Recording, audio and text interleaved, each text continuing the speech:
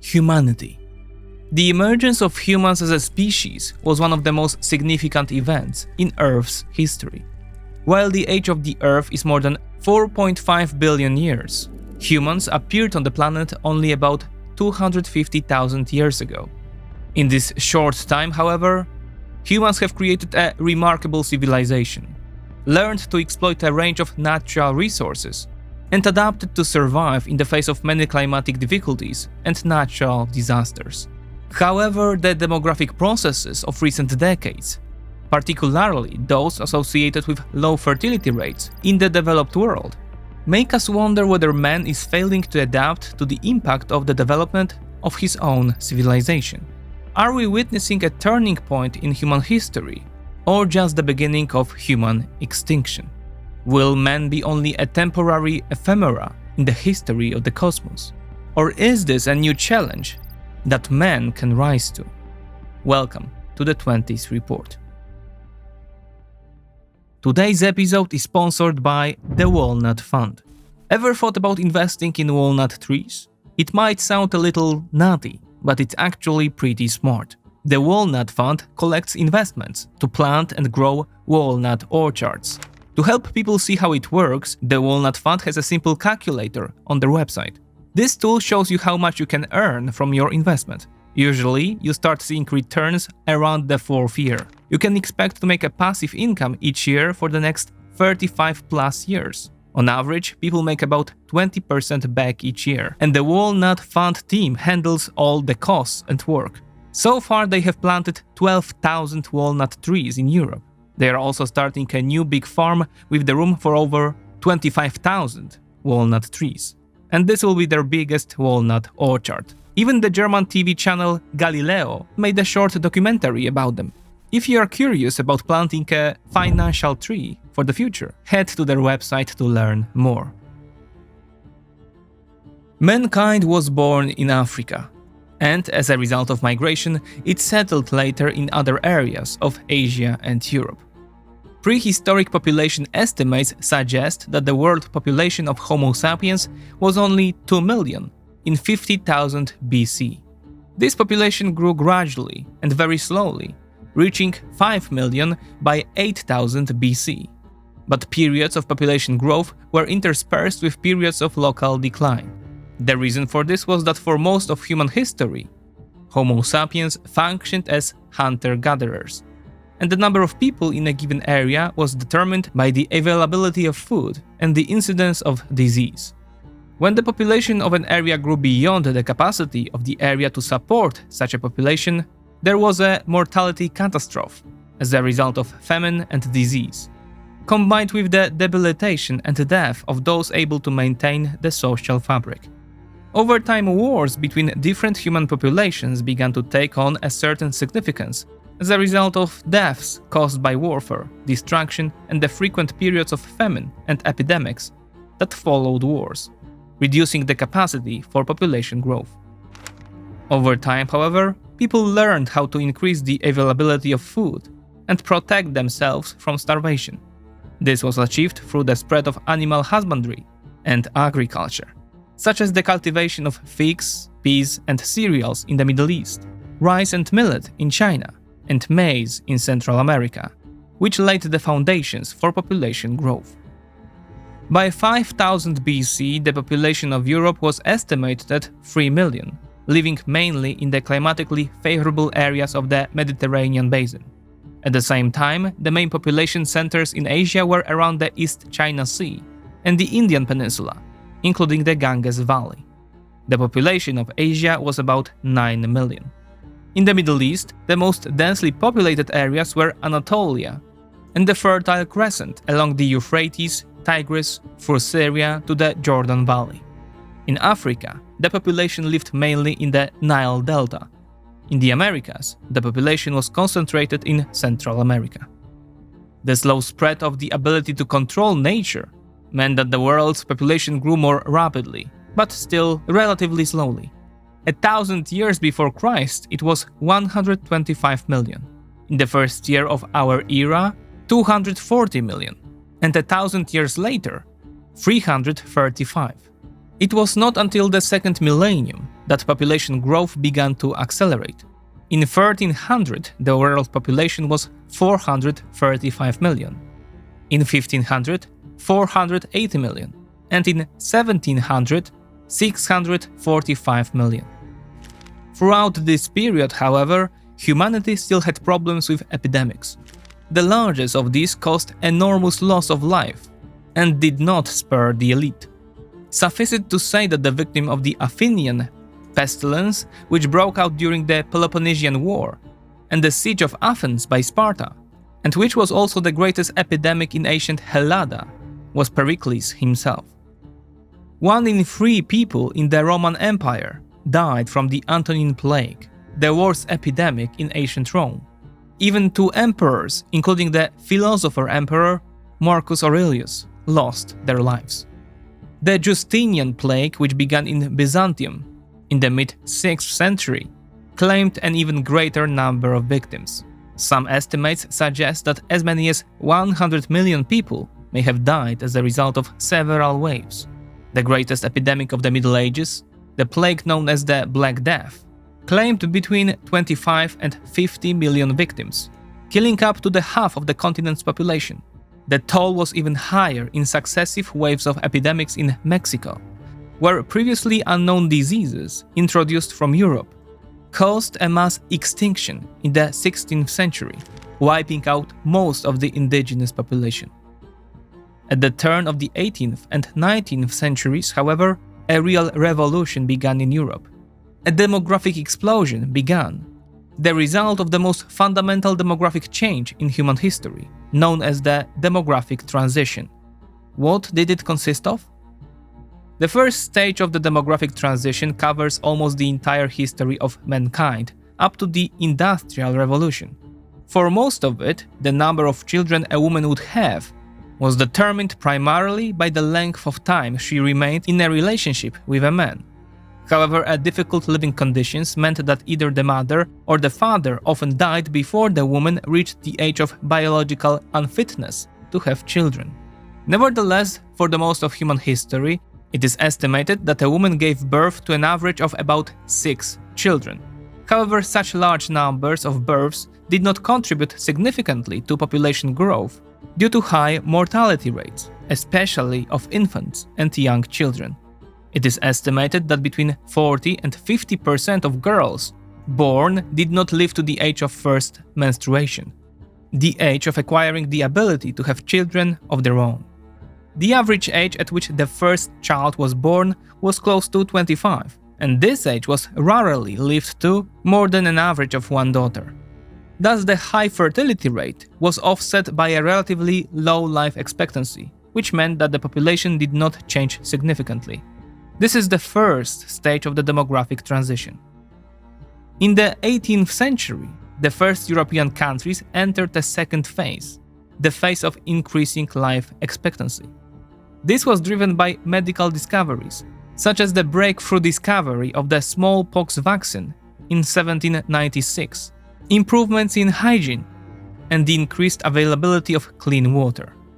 Other improvements related to agricultural productivity, such as the introduction of the 4-field system, the development of the agricultural market, transport, irrigation, the development of crossbreeding between plants and animals. We should also mention the development of agricultural tools and finally, the introduction of new crops, notably potatoes imported from South America, and to some extent maize, was also significant. As a result, mortality rates, especially among infants and young children, fell significantly, allowing an increasing percentage of children to grow up and have children of their own.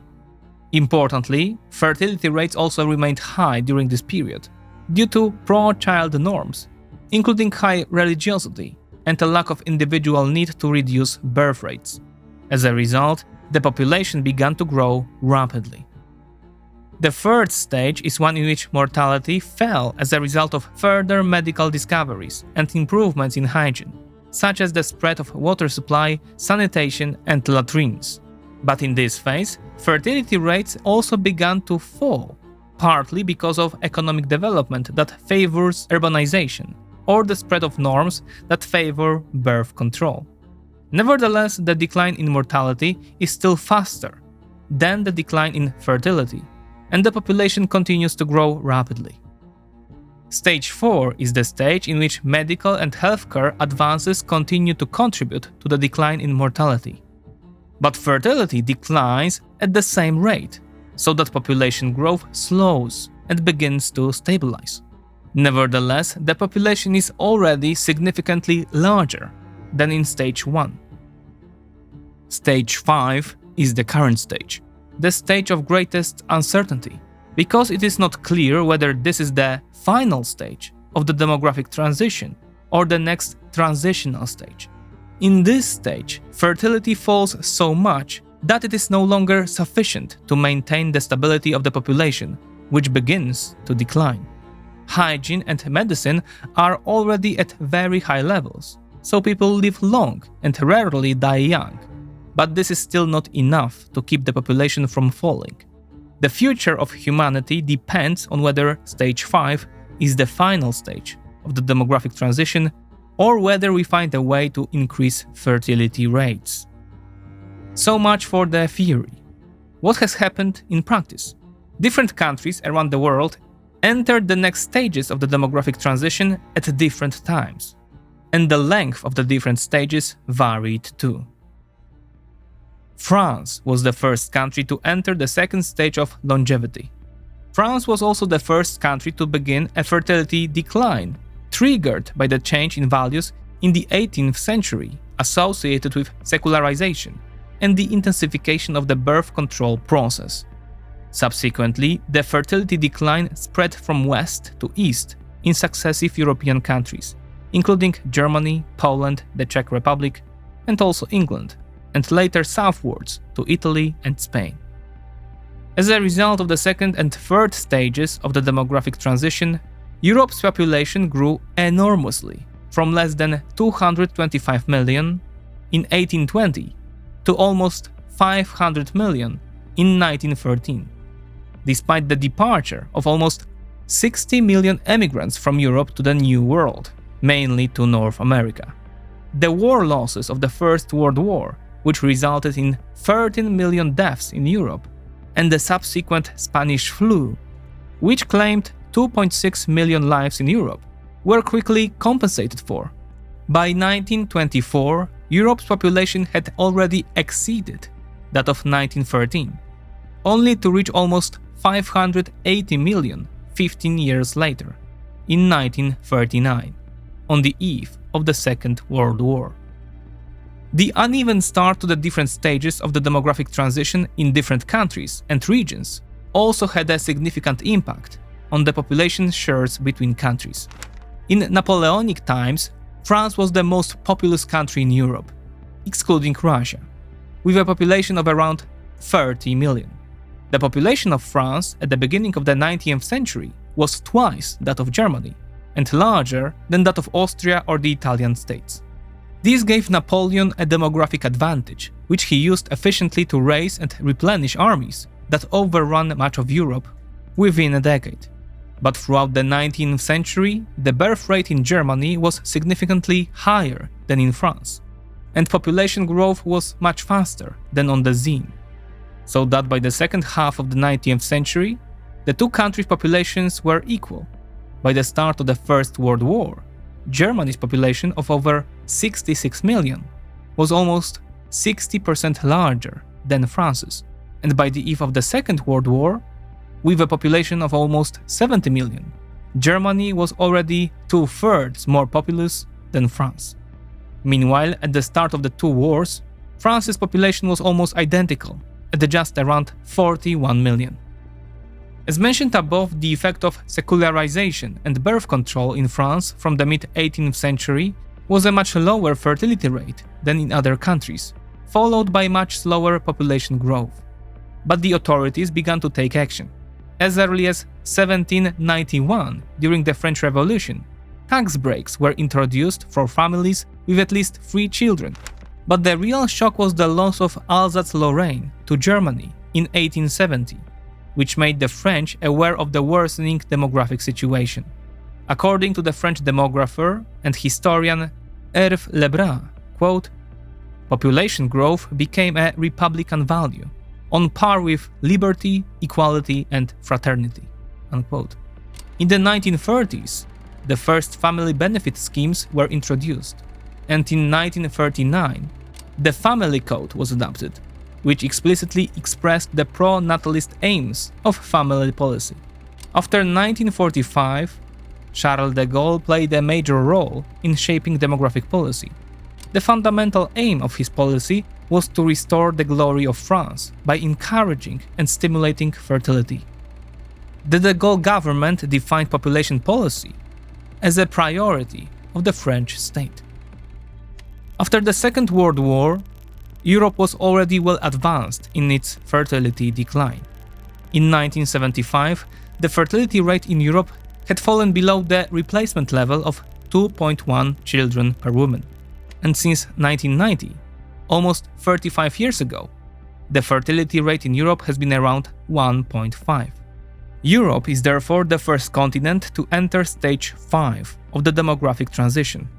North America is moving in a similar direction, with fertility rates falling below the replacement level earlier, as early as 1972, but approaching the replacement level again in the last decade of the 20th century and the first decade of the 21st century. The situation in Asia is different. In the late 1960s, fertility rate was still close to 6 children per woman, but since the 1970s, there has been a very sharp decline. In 2020, the fertility rate in Asia will be below replacement level. Africa's fertility rate remained relatively high for the longest time, at around 6.5 children per woman, until the early 1980s. Since then, however, there has also been a clear downward trend, with the fertility rate barely exceeding 4 children per woman in 2023. However, the demographic transition is at different stages in different countries. The most extreme situations are in Africa and Asia.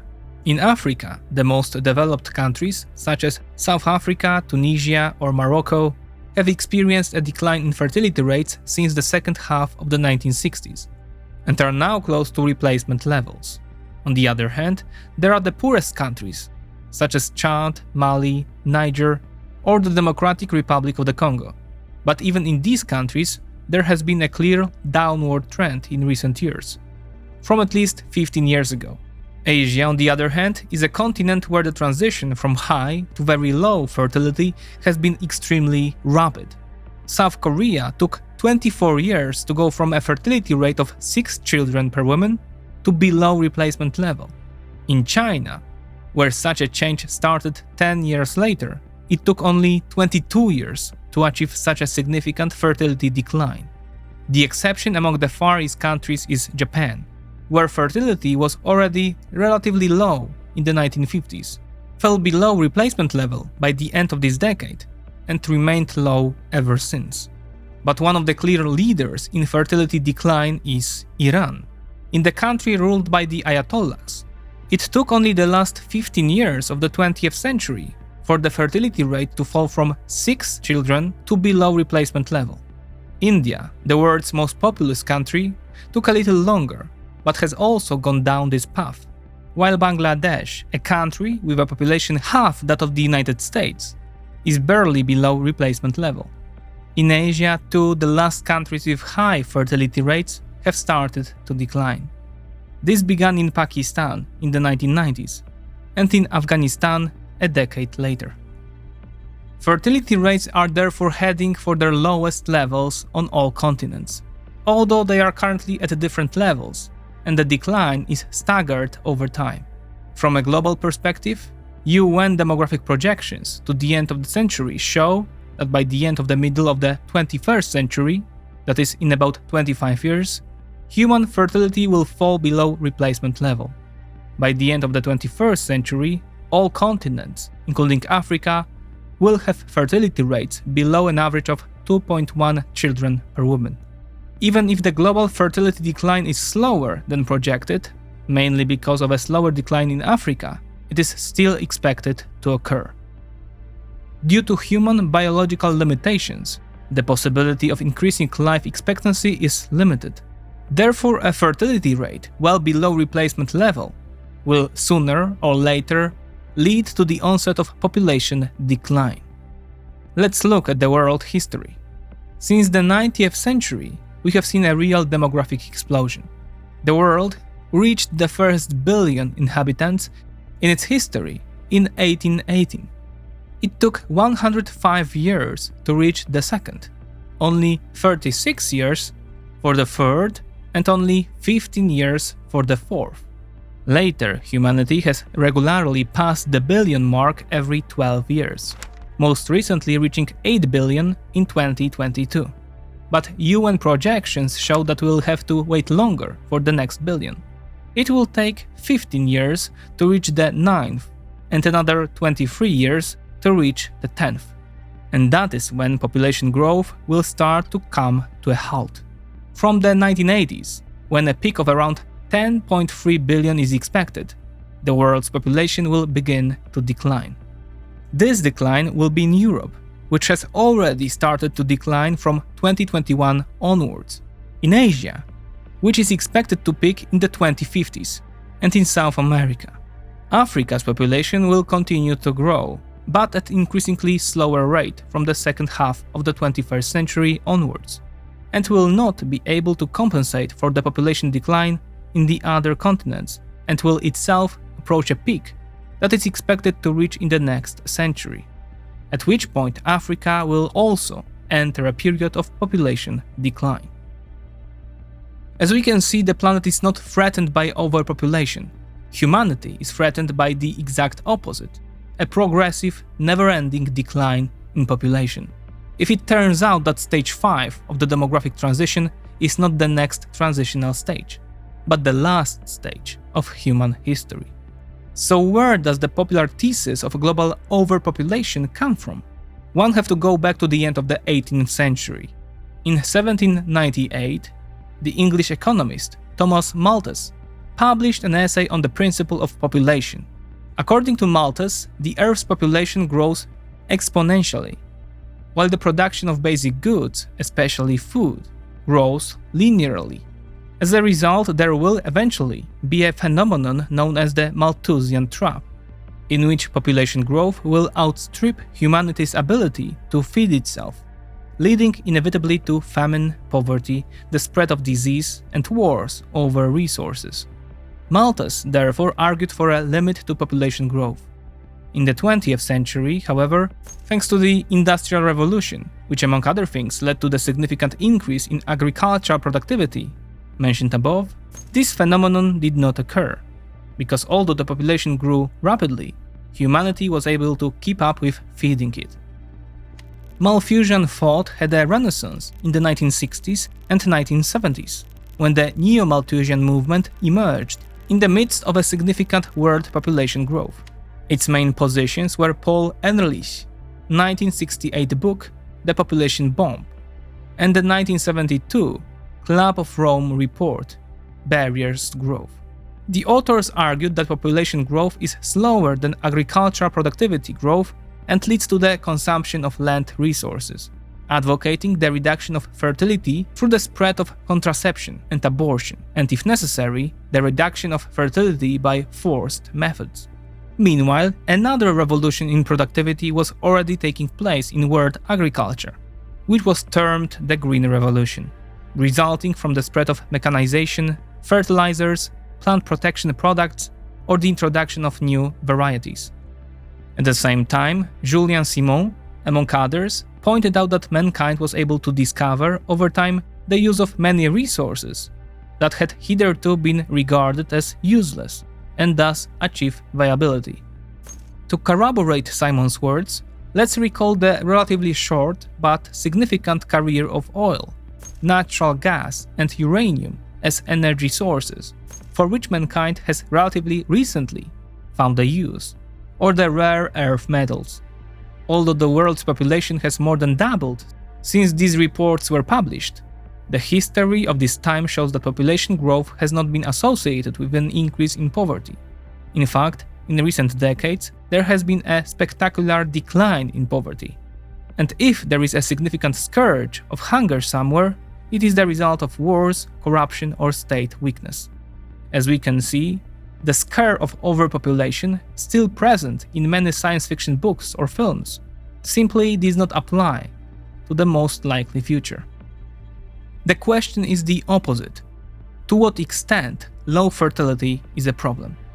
The challenges can be divided into two groups: those affecting the world as a whole and those affecting individual countries. In the first group, despite the expected population decline, humanity will continue to exist well beyond our lifetimes. But from the perspective of the history of human existence on Earth, if nothing changes, the decline in human population will be lightning fast. This is different from the perspective of individual countries, which have already entered the fifth stage of the demographic transition. In this case, if nothing changes by the end of the 21st century, just 75 years from now, which some of those alive today may already witness, countries with the lowest fertility rates will experience a significant population decline. East Asian countries will be the most affected. If current fertility rates remain unchanged, by the end of the century, China's population alone will have shrunk by the unimaginable figure of more than 1 billion people, a 72% decline from its current size. A comparable, if not slightly larger, decline is expected in South Korea, where the population will fall by 73% from its current level of just under 52 million to 14 million. Japan, on the other hand, will lose more than half of its population, from 122 million today to less than 60 million. And it is important to remember that the story will not end in 2100. And the decline will continue in the years that follow. In Europe, the biggest declines will be in its central eastern part. Poland will lead the decline, with its population falling by 62%, from almost 38 million today to 14 million. Not much better off will be Romania, whose population will fall by more than half, and the Czech Republic, which will lose almost 40% of its population. A similar situation could occur in the countries of Southern Europe, with the population decline being driven by Italy, Greece, and Spain, which will lose around half their population. If nothing changes, the population of individual countries will continue to fall to drastic levels. Take Poland, for example. If current trends continue, its population will fall to 4 million by 2200 and to less than 1 million by 2307. But can the country survive such a population decline? We do not have a clear answer to this question, and the phenomena associated with depopulation suggest that it could be a major challenge. Population decline will be accompanied by another phenomenon: demographic aging. Demographic aging is characterized by an increase in the proportion of people of retirement age and a decrease in the proportion of people of working age. In simple words, there will be fewer people able to work for each pensioner. This is not a new phenomenon, as the aging of the population has been going on for a long time. In 1980s, for example, half of Europeans were under 32. By 2023, Europeans were 10 years older on average. Population aging will continue, especially in countries with the low fertility rates. UN projections show that if nothing changes, by the end of the 21st century, China will not only have 1 billion fewer people, but half of them will be over 58. In South Korea, the population will be even older, with half of Koreans over the age of 61. This is causing panic in terms of economic growth opportunities and the provision of pensions and adequate healthcare in old age. At the end of September, South Korea's Vice Minister of Health and Welfare, Lee Ki-il, announced that South Korea's state pension fund, one of the largest in the world, will run out of money by 2056 if reforms are not implemented. As Bloomberg points out, the risk of the fund running out of money highlights the dire future for pensioners in South Korea's rapidly aging population. As a result, the government has proposed raising insurance premiums from 9% to 13%, the first change since 1998. And these are not the only steps taken by the Seoul government. In May 2024, it was reported that the government was looking into the possibility of providing an astronomical birth grant, equivalent of over $70,000. In June, however, the government announced plans to set up a special Ministry of Population Strategy, headed by a minister with the rank of Deputy Prime Minister, which would, among other things, develop policies to counter low fertility rates and coordinate the work of various ministries in this regard. The economic consequences of demographic change include a rapid decline in the work-age population, since the proportion of older people will increase. As population declines, the decline in the working-age population will be even faster than the decline in the total population. This is important because the working-age population is the demographic base of the economy and the potential for economic growth. Meanwhile, the latest analysis for the Center for Economic Policy Research shows that the changing age structure in Germany, France, the UK and Italy has already had a negative impact on economic growth since the mid-1990s, and the model suggests that this negative impact will worsen. Recall that these three countries are not the ones with the biggest demographic problems in Europe. For countries with big problems like Poland, the McKinsey report, named How to Lift Poland's Ambitions on the Threshold of a New Era, points out that demographic and social trends will be an obstacle to maintaining economic growth at the rate achieved since the 1990s. One of the obstacles to economic growth will be a decline in domestic demand. As Poll NTA research shows, due to demographic changes, Poland's total labor income in 2080 will be 40% lower than that in 2012, and this assumes a significantly higher fertility rate in this period than in recent years, which will translate into a significantly lower market demand. The famous Draghi report on the European Union, on the other hand, indicates that by 2050, due to the decline in the working-age population and assuming that productivity growth is maintained, this will only be enough to keep the EU's GDP stable. The report does not indicate what will happen if the decline in the working-age population accelerates during this period, or if productivity growth slows, or what will happen after 2050. So can higher productivity compensate for the loss of labor to sustain economic growth? Among the solutions for achieving a leap in productivity, many are pinning their hopes on a revolution in application of artificial intelligence. However, it is important to remember that we are only at the very beginning of a significant activity in this area, and we cannot yet determine what it will actually bring.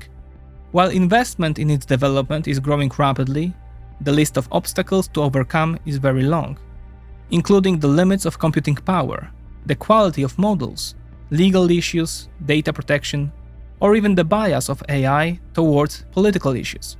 And although a recent report from Stanford University suggests that AI is already improving work in some areas related to graphics or working with text, as The Economist article concludes, the significant impact of AI on the economy is yet to be seen. In contrast, MIT professor and recent Nobel laureate Daron Acemoglu, quoted in a Goldman Sachs report from June 2024, predicts, quote, "Given the focus and architecture of today's generative AI, truly disruptive change will not come quickly. AI therefore has the potential to deliver significant productivity gains, but not all hope should be pinned on it as a potential answer to demographic challenges." Finally, it remains to be answered whether the remedy to the demographic problem is migration.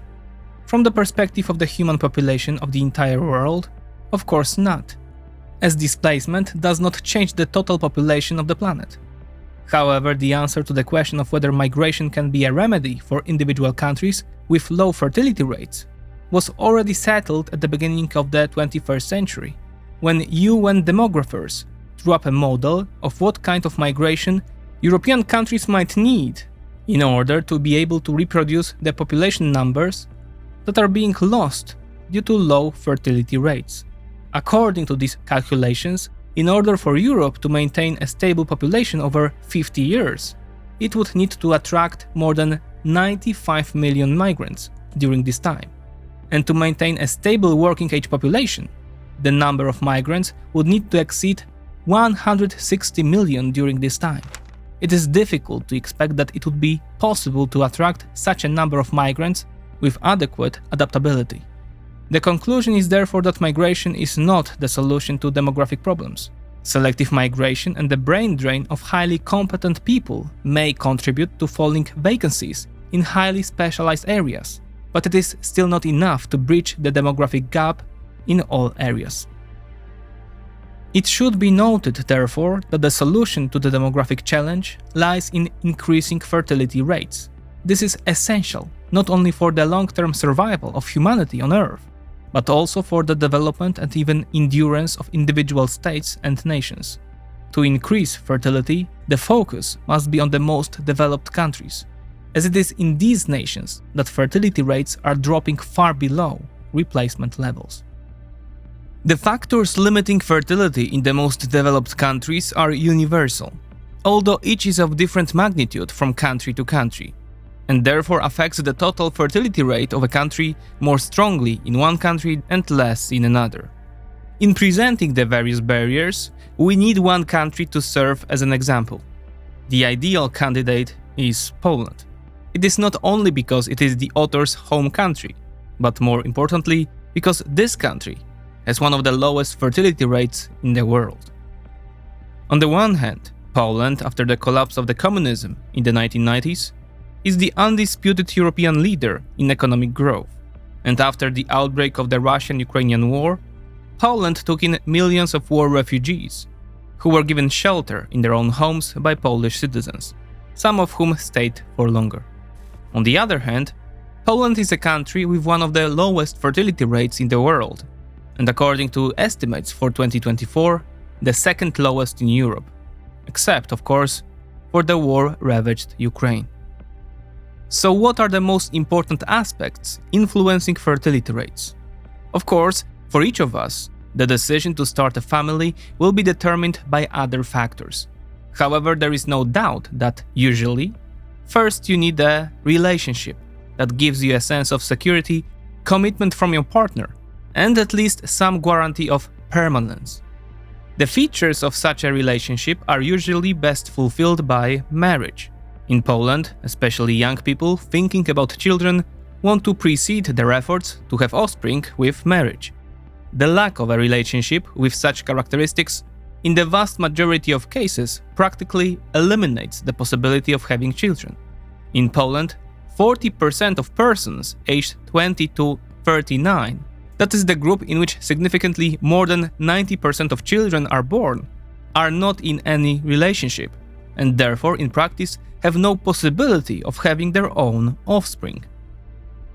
However, couples do not form at random, but only when the men and women are similar in many ways.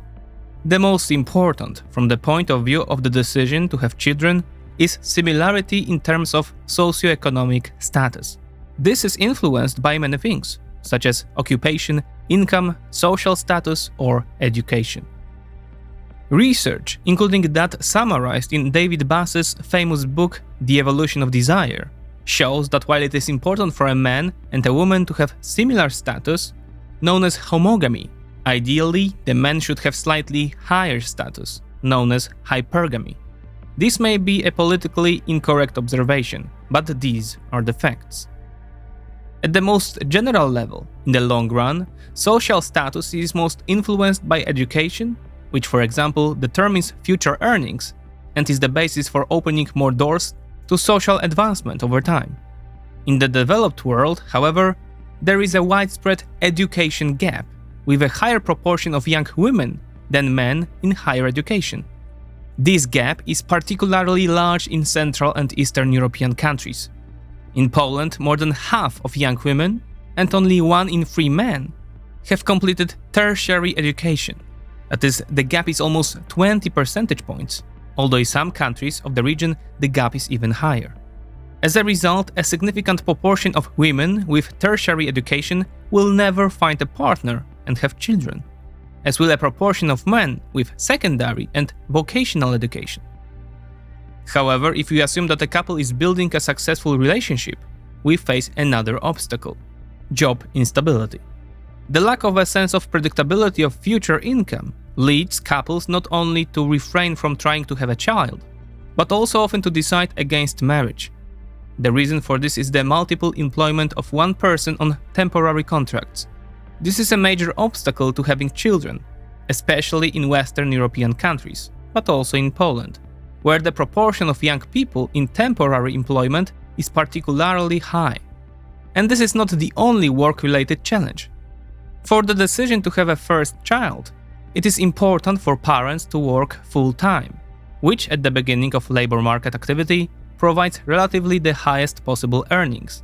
And in the case of mothers, maternity benefit is calculated on the basis of salary, so full-time work guarantees a higher benefit. On the other hand, for those having a second or third child, the possibility of working part-time is important, as it makes it easier to combine work and childcare.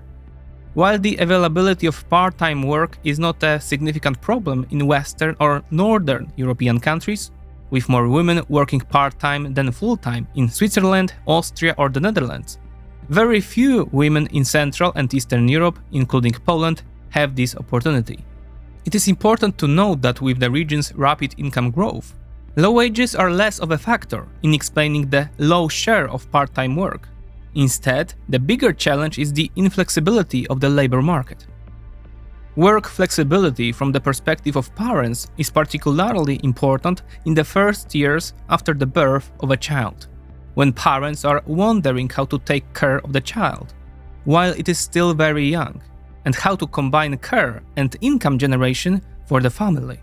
Contrary to popular belief, nurseries are generally not, or only very poorly, conducive to having children.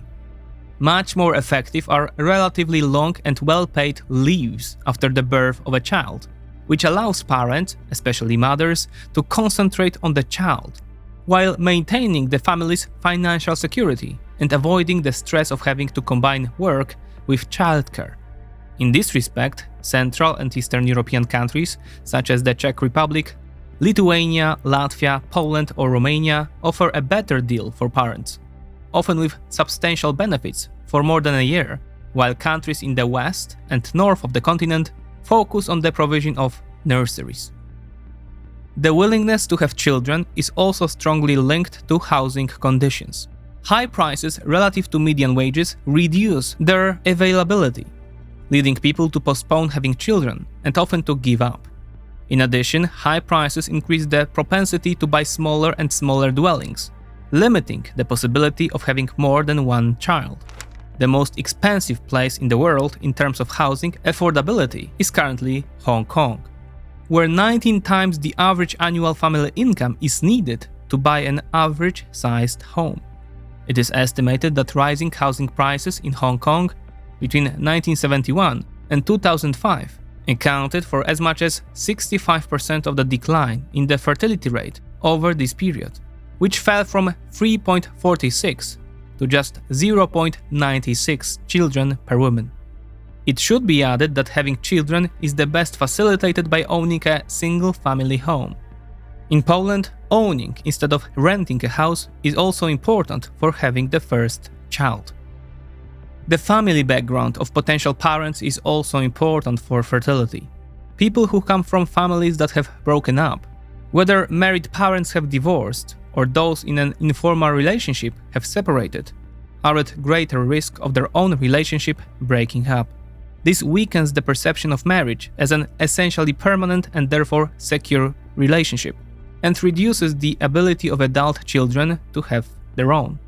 In Europe, divorces have increased since the 1960s, from 10 divorces per 100 marriages in 1965 to 45 divorces per 100 marriages 50 years later, an increase from less than 300,000 to more than 830,000 per year. So the next generation is growing up in a period of widespread relationship breakdown. Unfortunately, we do not know what percentage has experienced the breakdown of an informal relationship that a couple intended to be a permanent substitute for marriage. In Poland, 1 in 10 marriages break up, which is relatively low level, but it is still 10%, and there are 1.7 million children growing up in single-parent families. These are just some of the reasons for low fertility rates in the most developed countries. In addition to a long list of barriers, motivation has also changed. The motivation to have children is different today than it was 1,000, 200 or even 20 years ago, depending on the country. Whereas once a person had a clear, quote, interest in having offspring, it might have been to increase the numbers of a particular tribe in prehistory, or to provide extra help on the farm, quite recently. Now, the motivation is almost entirely driven by love and the wider emotional values that children bring, and by, let's call it, metaphysical issues. A person does this not to gain anything measurable, but to give of themselves, their time, their money, their commitment, without expecting anything in return. The complexity of the factors that simultaneously influence low fertility rates makes it so difficult to find a single example in the world today of a comprehensive policy that would reverse negative trends. Many developed countries, especially in Western Europe, are pouring huge amounts of money into fertility promotion, but in none of these countries it is difficult to find a sustained reversal of the trend and a return to a rate above 2.1 children per woman. One of the reasons for this is that this money is spent almost exclusively on family policies, that is, various types of tax concessions, transfers, allowances, the construction of crèches, or differentiated leave for mothers and fathers. It could even be said that the most developed countries are caught in a, quote, family policy trap, more or less consciously equating them with measures aimed at increasing fertility rates, while ignoring, for example, the issues mentioned earlier in this film, such as equalizing educational outcomes between men and women, improving labor market conditions, the availability of housing for the youngest adults, or psychological support and relationship building skills. However, this is not a reason to abandon family policy. Skillfully implemented, it is a necessary but still not sufficient condition for increasing the fertility rate. At the same time, there is a lot to fight for. A total fertility rate of 1.9 in the case of Poland, as discussed above, means twice as many citizens in 2100, over 28 million, as in the case of a total fertility rate of 1.3, about 14 million. And any further approximation of the fertility rate to generational replacement means, in the long term, stabilizing the population and avoiding the risk of an endless decline in its numbers. From a national point of view, therefore, every fraction of a per mil is worth its weight in gold. In fairness, however, there is one exception in the world: Israel. It is the only developed country whose population continues to grow, and which is well above replacement level, with a fertility rate of 3.0. While the fertility rate of Israelis is influenced by positive family-friendly policies, there is no denying that Israel's internal location and constant sense of insecurity and the resulting internal need to mobilize provided with considerable resources of social energy conducive to having children. The attitude of Orthodox Jews is also very important. Israel is therefore a rather unique example that is difficult to replicate. But it should be noted that religiosity in Christianity, which is the main religion in Europe, is also significantly conducive to fertility. So how can we sum it all up? Declining fertility is an existential problem facing the whole of humanity. Family policy is a good place to start, and it is worth taking the financial burden off those who make the effort to raise children. But a second, perhaps no less important factor is to go beyond its limits and implement holistic measures in other areas as well. It is also important to build a positive message about having a family, something that is often at odds with the ideas of the modern world, which is often dominated by consumption, career, convenience, or the self-image created by social media. As Arnold Toynbee, described as the greatest philosopher of history of all time, concluded in his book A Study of History, by tracing the rise and fall of all civilization in world history, He saw the regularity that civilization rise when they are able to respond creatively to the challenges of the world around them. Civilizations decline when they lose this capacity. So will humanity take action to protect itself from its own slow extinction? We don't know, but it's clear that humanity has overcome all sorts of problems along the way. So there is a chance we'll find the energy to do it again.